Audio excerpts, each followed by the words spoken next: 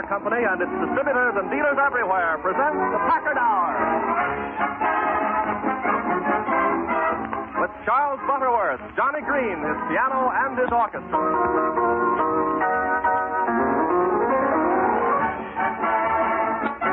And starring Fred Astaire.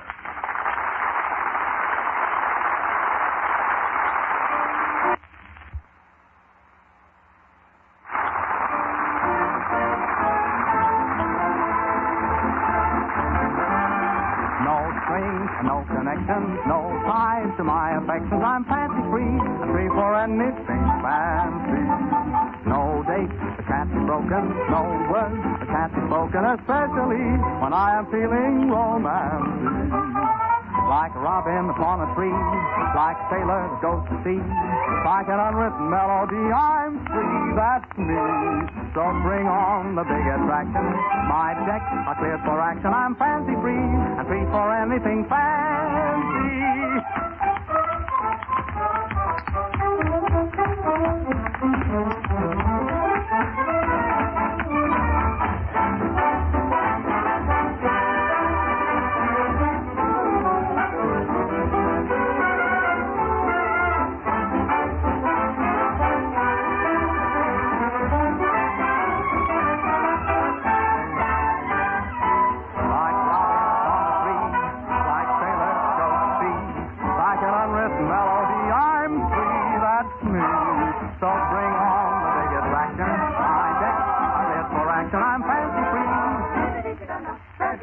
And free for anything fancy.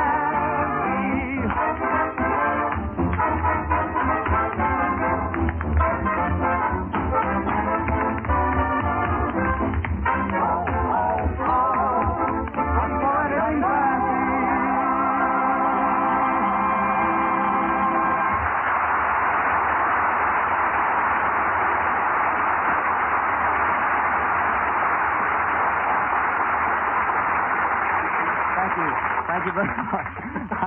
I'm very happy to be starting my series on the Packard Hour, and first of all, I'd like to give special thanks to those who so kindly took over the opening program last week. Ginger Rogers, she was swell, and Mary Livingston, she was swell. Alan Jones, he was swell, and Francia White, she was swell, and I want particularly to thank. Oh, Johnny, well, what's the name of that fellow who kept trying to get a car? You mean... Benny Rubin. No, let me see. It was, John Bunny. No. What's the matter? Jack Benny. Yes, that's right, Jack Benny. Oh, God. He was good. Oh, very, yeah. Yeah, and what a dancer. Wow. Say, Fred, did you hear those open breaks? Did I? They were the openest things I ever heard. but he was good. Yes, he was. Yes, I'll say he was. He was too doggone good. How do you think I felt knowing I was going to have to follow him this week? Anyway, thank you again, Jack. Thank you ever so much. Now, getting back to business, our sponsors, I believe, would like to have me at this point give you some brief outline of just what our show is going to be like on this series. Well, from my own deductions and after what the boys told me before I left for Europe and since then by wire, telephone, telegraph, radio, mental telepathy, and so forth, I would describe this program as a sort of variety, musical melange of swing moments deluxe with embellishments. Presented against a background of humor, we hope. Written by the scintillating intelligentsia and smothered in a symphonic atmosphere of stuff and blues and Charlie Butterworth.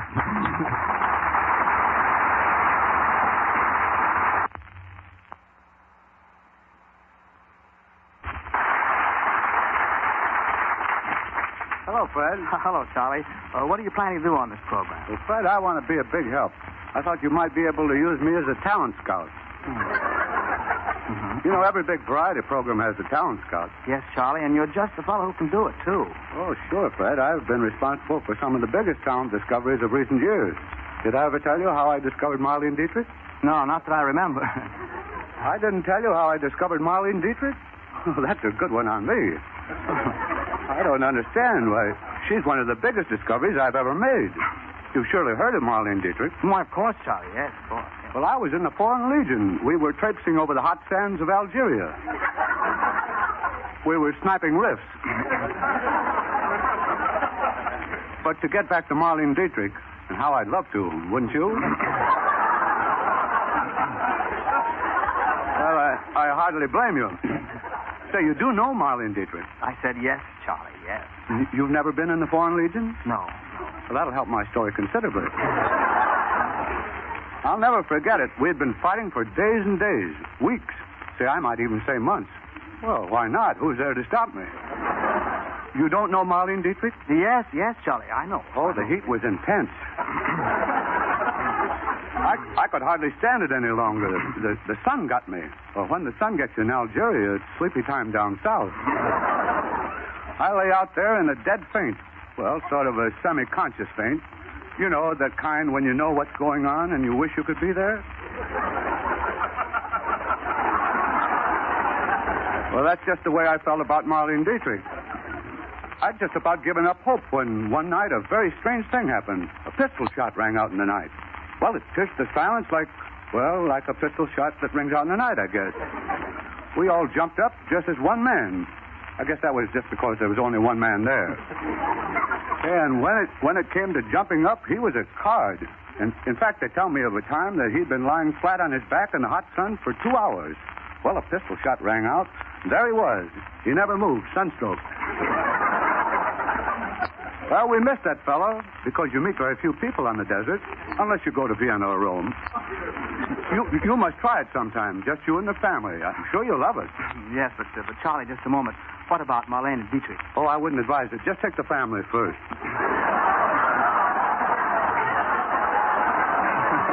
That's all right. Don't go on, Charlie. You're hired. Do you know Mr. Ken Carpenter? No, I don't. Oh, Ken, I'd like you to meet our official talent scout on this program. Welcome to the Packard Show. Thank you. You know, I've been looking forward to appearing on this program with Fred Astaire. I'm a Fred Astaire fan. Or, as my friends quaintly put it, a Fred Astaire fan. Charlie, I couldn't help but overhear that last remark. Well, I shouldn't wonder. You're practically standing on my feet. You're not as numb as I thought you were. Thanks, Ken. That's very kind of you. Oh, not at all. Well, why not?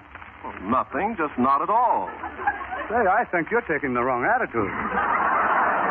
Now, let's get this thing straight. We'd better start all over again. You're Charlie Butterworth, and I'm Ken Carpenter. Ken Carpenter. Oh, yes. Glad to know you. But we just met. Oh, I'm never too busy to say hello to an old friend. Charlie, I know you must be a little nervous, but this can't go on forever. Won't you tell us something about yourself? Is Charles Butterworth your real name? Well, the boys at school did call me Harold T. Harold. Oh, Harold T. Harold. What's the T for? Oh, just to break the monotony. Say, by the way, Fred, when do I start, hunting for talent for tonight's program? The sooner the better, Charlie. And, by the way, have you uncovered any talent for tonight's program yet? No, not yet, Fred, but I will. I work fast. Who's that fellow over there? Oh, that's Johnny Green. That's rather an odd name, isn't it? I mustn't forget it. How do you do? Greetings, Charlie. Hey, I've always enjoyed your music, Mr. Green. What do you think of in the springtime? Oh, my option. Well, ladies and gentlemen, I take great pleasure in presenting a little talent discovery of mine, Johnny Green. That's fine, Charlie, except he's already on the program. Oh, don't mention it, Fred. There's no trouble at all. I'm glad to be of some help.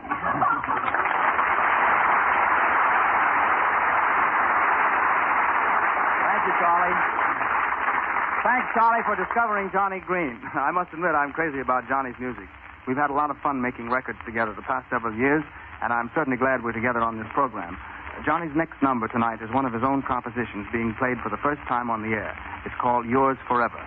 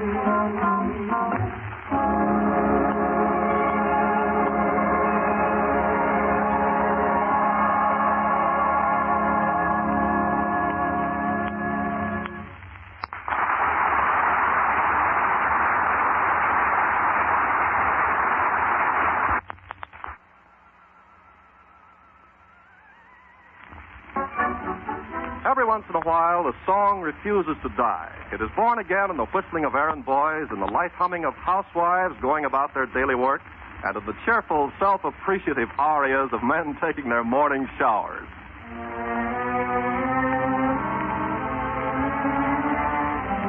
Such a song is the one Johnny Green has revived for us tonight in a new arrangement.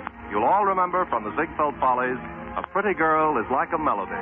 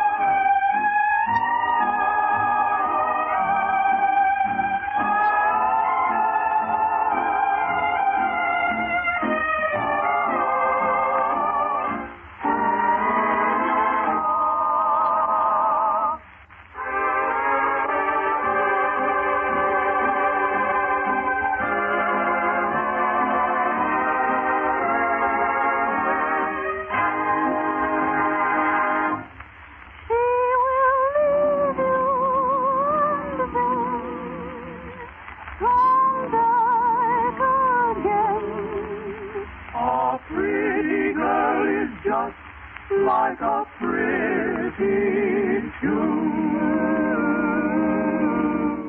Fred Astaire has in store for you something of a dramatic treat, a strikingly effective piece from the pen of a hitherto unknown playwright, John R. Strauter, entitled Plain Susan Brown. Just a minute, Ken. Well, what's the trouble, Charlie? Well, I hate to interrupt. Well, I guess I am interrupting. But the sound effects man hasn't shown up. That's a big help. I don't think it will be. There isn't a sound effect in the studio. No sound effects? No sound effects? No sound effects. Well, what are we going to do? I can moo like a cow. That's good, Johnny, but unfortunately, the scene takes place in the Paris apartment. Couldn't the cow have been passing by? Oh, I guess it couldn't. Say, Fred, here's an old taxi horn left over from some other program. Well, let's try that. All right. Doesn't sound much like Paris, does it?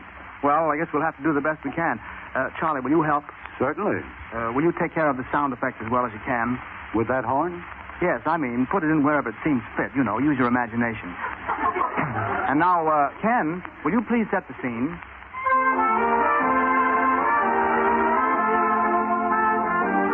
The scene is spring in Paris, in the elegant apartment of the charming Countess de Brienza. Her fiancé, played by Mr. Astaire, is the lovely Countess. His eyes and bearing show his devotion. It is the eve of their wedding. Sound effects by Charles Butterworth. Tomorrow. 24 hours. Why, it hardly seems possible. Oh, darling, I've dreamt of it for months. The Capitale Saint Cloud, then away to the mountains. Just you and I. I hope the family arrive in time for the wedding. They promised to phone the moment the ship docks.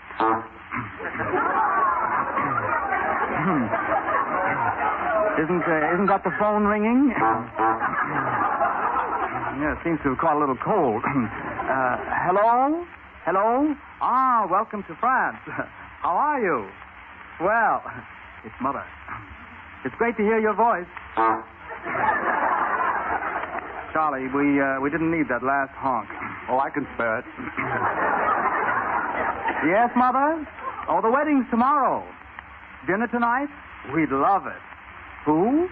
Oh, certainly. Isn't that fine? By all means, bring him along. We'll meet you at the Ritz. Goodbye, and au revoir. I'll hang up now. I say I'll hang up now. Charlie, I'm hanging up. Thanks. I'm sorry, I was just trying to think of Johnny Green's last name. Green, of course. Yes, that's it. See, it comes so close to the Johnny, it just sort of confused me for a minute. Well, please stay away. Darling, Mother says she couldn't wait to meet the charming Countess de Brienza. I hope you'll like me. Don't worry, darling. Oh, by the way, Mother says she met one of your father's best friends on the ship. He's coming along, too. He's very anxious to see you. Oh. Well, what's the matter, dear? Oh, nothing. Oh, but something is the matter. You went white. Oh, not a thing. Just a slight buzzing in my head. I feel a little faint. I don't wonder with that going on your head. Oh, darling, do you mind if I don't go out tonight? Well, I'd be disappointed. The family's been looking forward so much to meeting you. Tell you what, I'll run out and get dressed. Then if you still feel jittery, we'll call it off. All right, dear. Goodbye, darling. What's the matter with this door, anyway? So long, dear. Be back in a jiffy. I'm going out the door, Charlie, the bottom of the page. Oh, it's a trapdoor.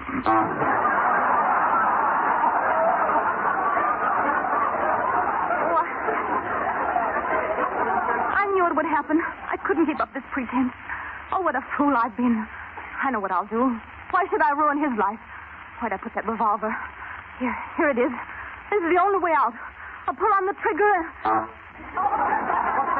What's that? I thought I heard a shot. Mary, darling, are you hurt? No. Well, what happened?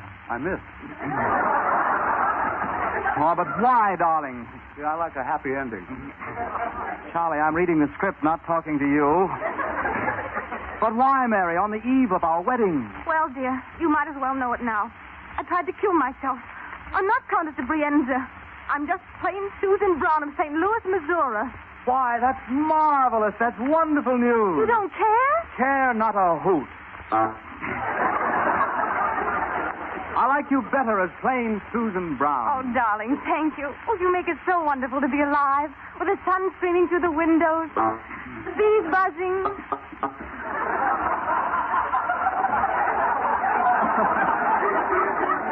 The birds singing their hearts out. What, in all this traffic? Oh, darling, I'm so ashamed. Oh, stop it, silly. Kiss me. All right, dear. But this time I'll kiss you for the first time, not as a celebrated Countess de Brienza, but as plain Susan Brown of St. Louis, M.O. How did you say you're going to kiss him? Charlie, as plain Susan Brown of St. Louis, M.O. Okay, go ahead. Darling. Susan.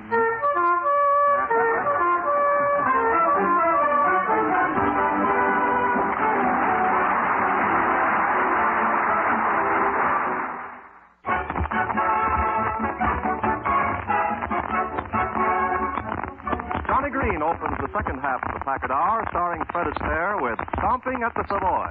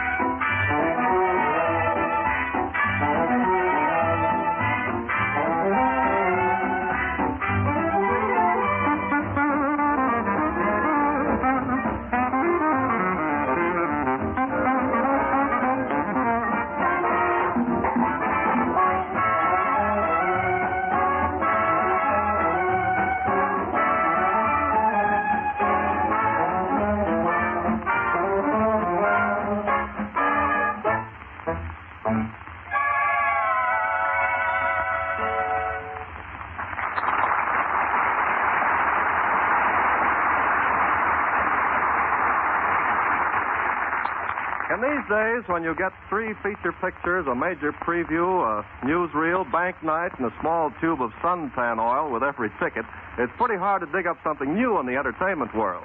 But from the gleam on his face, I think our distinguished talent scout, Mr. Butterworth, has already unearthed something pretty startling. Yes, Ken. Fortunately, I've just come back from abroad where I combed the 7 continents. England, France, Albania, Russia. I brought back just the right man. Well, that's a real round-the-world search, Charlie. Where did you finally find him? Find who? Well, the man we're talking about. Oh, him. Where did you find him? Charlie, I didn't find him. Oh, he's still lost. Have you tried a searching party? Now, look. You said you went around the world searching for a man to fill this spot on the program. Where did you find him? Over there among the sound effects. Some scout. Oh, yes, he's a great scout. He'll lend dignity to this program. Well, what is he? Surely you've heard of that distinguished critic of the cinema, Eddie Moran.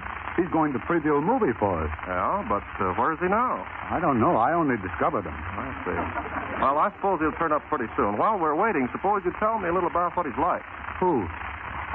Well, this movie critic, or whoever he is, the one you went to the ends of the earth to find. England, France, Russia. Yeah, that's very interesting. Did you have a nice trip? I give up. You're a great help. What am I supposed to do? Johnny, have you got any music you can fill in with or something? Well, wait a minute. Here comes something. I mean, someone. Hello, Ken. Excuse me, you should. You'll see you won't. I'm here till I came already. See me with my sweetheart dates I had in front of the post office. With you 2 dates I was till I was late. So now I'm here. I came already. See me? What is this? Are you Eddie Moran? Hello. What with my sweetheart? I'm here till I came already. See me? To have dates with you I was late. So now I'm here. I came already. See me? I know. You had a date with your sweetheart. Huh? Well, you also had a date on this program, and you're late, and now you're here. So I came already. See me? Yes, I But why weren't you here on time? That's what I'm trying to tell you. What's with my sweetheart dates? Now, wait a minute. Don't start that. What are you talking about? English I'm talking about. Well, I don't understand. Then, Betty, you should listen. Dumb like you are, I shouldn't be to me. Who's dumb? I am. You'll see I will.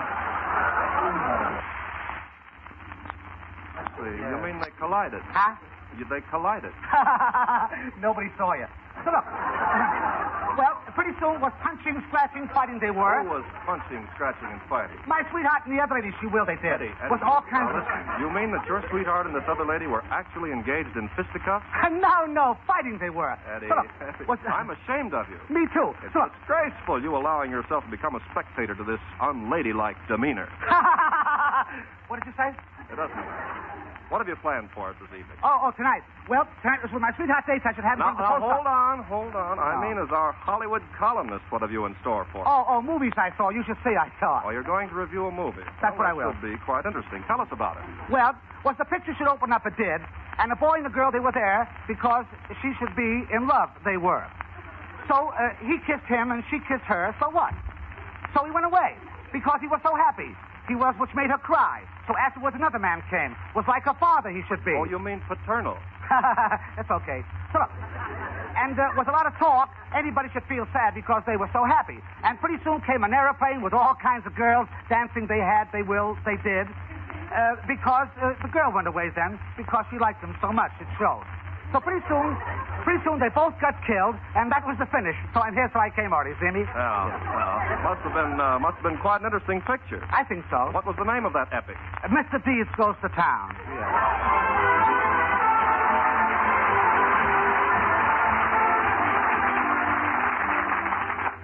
One of the advantages of radio is that we don't have to wait while the scenery is shifted, the principals change costumes, and the stage is flooded with appropriately romantic lighting. All we need is a little imagination, a Jerome Kern score, and Fred Astaire singing The Way You Look Tonight.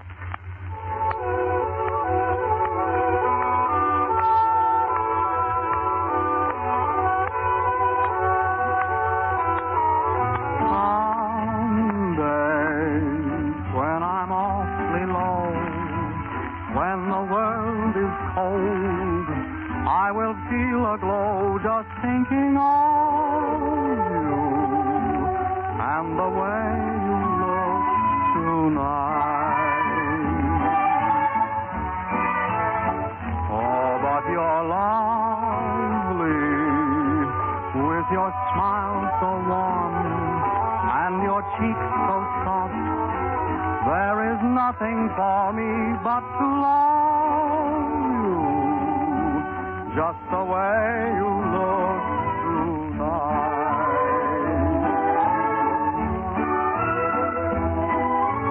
With each word, your tenderness grows, tearing my fear apart. And that laugh that wrinkles your nose touches my foolish heart. Lovely, never change. Keep that restless charm. Oh, won't you please arrange it, 'cause I love you just the way you look tonight.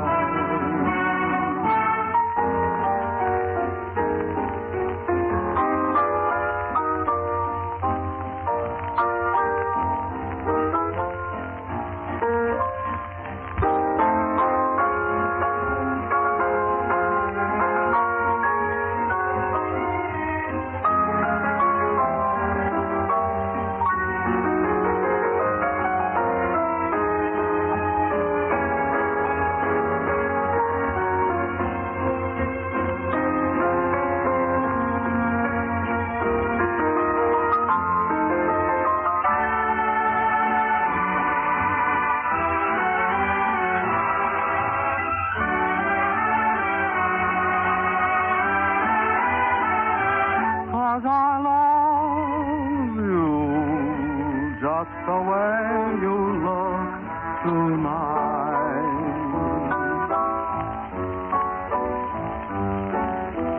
Just the way you look tonight.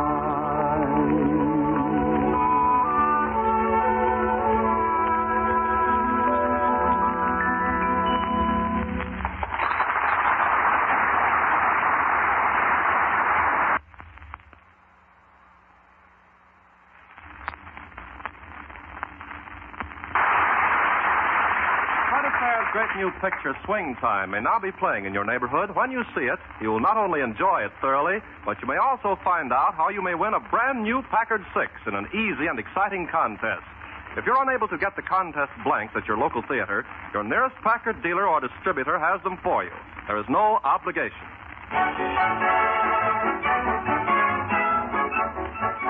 And now we have a pleasant surprise for you. Those of you who heard last week's program remember one of our most charming guests, Miss Francia White. She made such a hit with the audience, we've asked her to come back for a return engagement. Miss Francia White.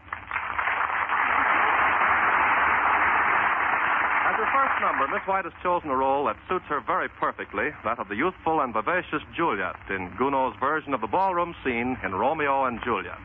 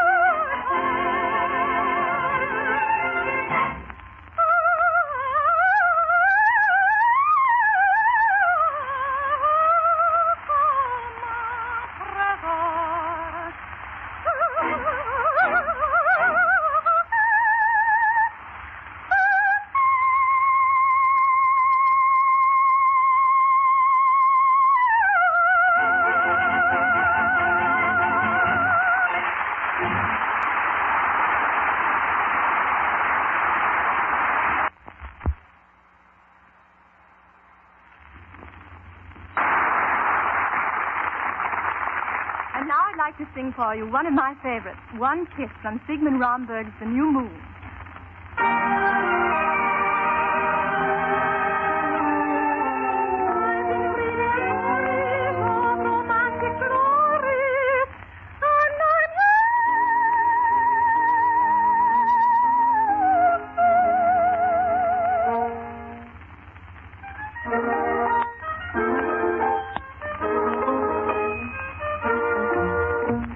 Of old-fashioned girls you'll find very few. Our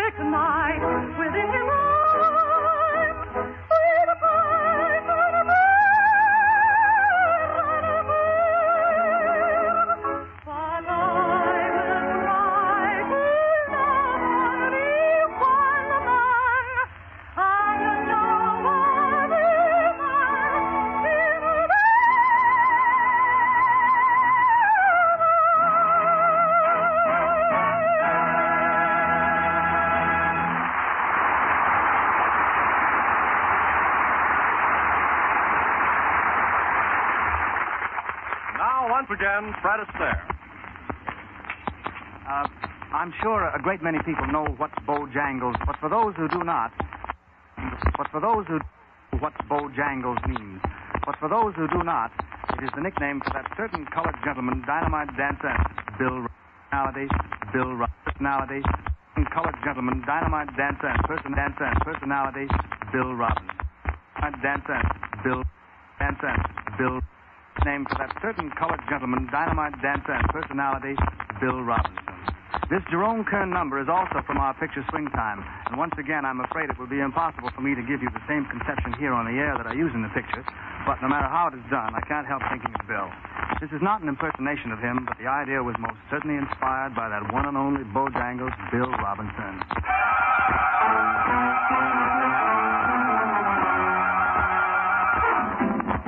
Noisy side streets of New York's Harlem, born of the torpid breezes that swirl through its crowded back alleys and fire escapes, comes a rumor that starts every heart beating faster in Rhythm Town. Bojangles is back in town. That's right, that old single strut coming right down Lenox Avenue. Everybody know I do that now? Yes, Mama. Watch your finger now. Come on out here and see Bojangles. Oh, boy, I'm coming.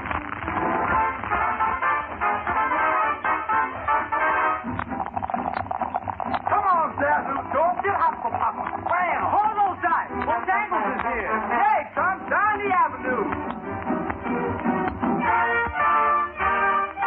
Cinnamon, he gambled and he fell. Oh, Cinnamon, he gambled. Hold it. Bojangles is just around the corner. What's that, Bojangles? Friends, the meeting is postponed. There he comes. Look at that man strut. Hold your trouble down. That's my little George Washington. You're a real hot man swagger. Who owns Bojangles, Mama? Shame on you. Don't you know Bojangles? He's that Joe Louis dancing in that tall rope truck trucking all wrapped up in one. Hey, come on, Bojangles. It's Bojangles. Hi, folks. Yeah. Ask anyone of Harlem way who that guy Bojangles is. They may not know who's president, but just ask them who Bojangles is.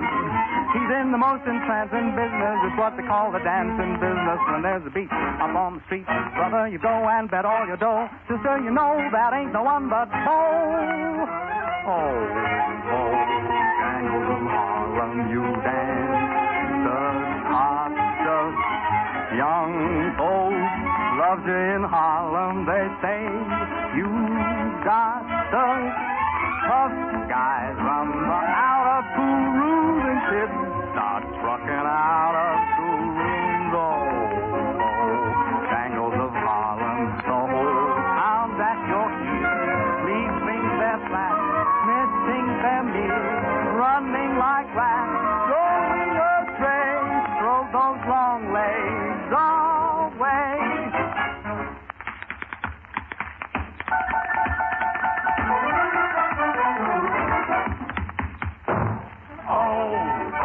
Bojangles of Harlem, your dancers, hot stuff. Young folks love you in Harlem. They say you got stuff.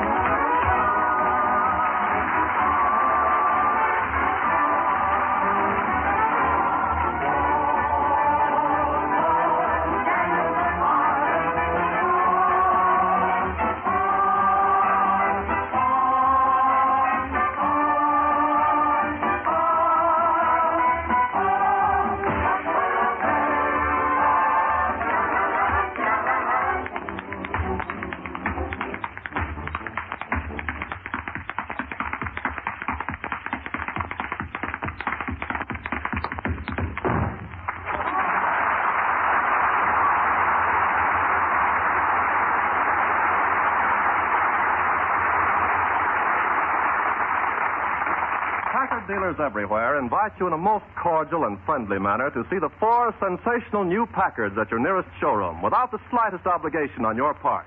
You'll enjoy your visit because if your Packard dealer isn't already one of your friends, we're certain he will be after you've met him. You'll find him courteous, helpful, and eager to answer all your questions. Let him explain how easy it is to buy a Packard, how easy it is to own a Packard. Say yes when he asks you to drive a Packard.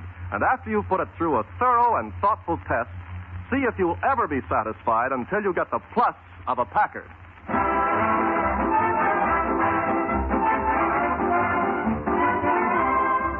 As the Packard Hour whirls away its last few seconds, Johnny Green's music gives you a preview of Fred Astaire's featured musical number in next week's Packard Hour, Top Hat, White Tie, and Tails.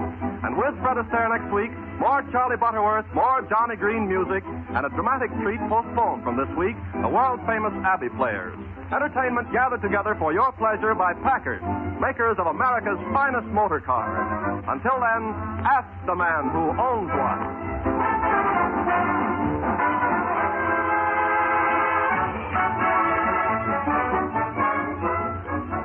Ladies and gentlemen, I've had a lot of fun on this program this evening, and I hope you have too. That goes double. Fred, I want to tell you how much I enjoy being on this program with you. And, the fellow with the orchestra? Look, Charlie, that's me, Johnny Green. Green. Oh, 2 E's. That's what threw me off. I'm sorry. Well, good night, Fred. Good night, Mr. That's a swell orchestra you got. Good night, Fred. Good night, boys. Good night, Charlie. See you next Tuesday.